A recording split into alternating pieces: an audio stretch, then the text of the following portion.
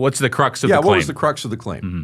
Yeah, so basically what the allegation is, and I don't want to get too technical, but it's a horizontal and vertical price fixing conspiracy.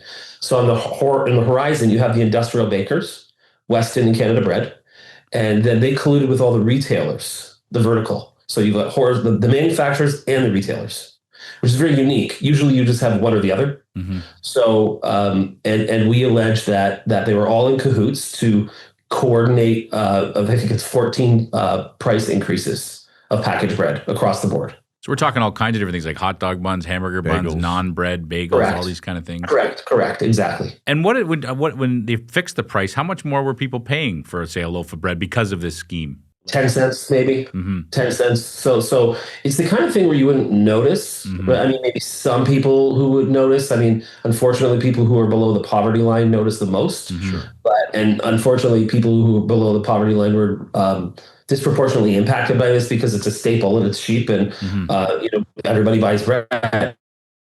I mean, I eat a lot of bagels, but unfortunately, poor people do, and so those are the people who were hit the hardest. But Canadian families were too. So you think 10 cents a loaf or 10 cents a package, but if you do the math, absolutely, it adds up pretty quickly over a decade, right? Yeah, I was just going to say the same thing. It's 10 cents doesn't sound like a lot, but if you think of just the amount of people in one day that buy a loaf of bread at one store, how quickly that adds up. Right. And Jay, can you help us understand how does it, like, maybe those details haven't come out in the courts yet, but how does that happen? Like, how do you get that many people to agree to do something so illegal? Well, that's the interesting part. So I'm just trying to think about some of this that was public. So I can't talk about stuff that wasn't. A lot of the stuff was filed, but let me just give you an example. Go ahead and tell us stuff that's not public. That's fine too. Yeah, we won't tell them. Sure no one's going to listen. So you don't mind if the RCMP is just going to knock down my door during the interview? They're going to take my new camera. So what happens is there was meetings, secret meetings, either in hotel rooms or lobby bars, from people who have decision-making authority. Okay, and they'll say, hey, listen, in 3 months, we're going to do a price increase. We think it should be 10 cents. What do you think? And then what will happen is, so those are the people kind of at the head of the table. I mean, it's very cloak and dagger, but this stuff actually happens, right? And then so what will happen is they then go out to the representatives of each what you call them a cartel member. Okay, so grocery store number 1, grocery store number 2, and they'll have email discussions. And actually, there's some emails, if you can believe it. Wow. And they refer to this as pricing discipline, for example. And so they put a corporate gloss on it. I mean, I was in the Court of Appeal 2 days ago, and I read in this email, and I said, and it was two, very influential people in 2 very influential companies. Okay, and there the one is describing his meeting with one of the senior guys of the other company, and he said, we agreed that there has to be more pricing discipline in the market. And I just said to the court, I said, this is a crime.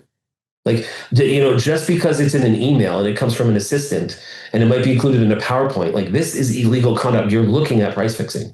And what was shocking to me is how normalized it was. Like, they just, and then they said things like consistent with the last price increase. It's just so brazen and out in the open, right? It's just like they didn't care. It's just a number on a spreadsheet. So it literally is just like that. Just like people arranging a Zoom interview, you just email about it and you go back and forth. And, I don't know what to say. I've never seen anything like it, but it truly exists. So, Jay, now, hang on, let me just have one more point. No, go ahead. We have settled with the Weston Group, and we settled for $500 million. Mm-hmm. So as part of that, we are getting the goods, and we haven't received them yet, but we're going to be getting them very soon. So we have their lawyer who's going to be assigned to us for like 200 hours to give us the breakdown. We're going to get all kinds of documents. We're going to access the people, emails, data. So we're really going to get into it. This is just, you're scratching at the surface, like what we have, right? But the good stuff, and remember, conspiracies take place in the shadows. They take place in hotel rooms. They take place in lobby bars. They take place in the back of cars, in the back of limos. Like, these are places I don't get invited to, right? So in order to find out, you really need to have somebody on the inside. So now we do, and that's when the party's going to get started. Now, it's taken 8 years, but that's when we're going to know what happens. I mean, it's going to be fascinating. I think somebody should do a movie about this.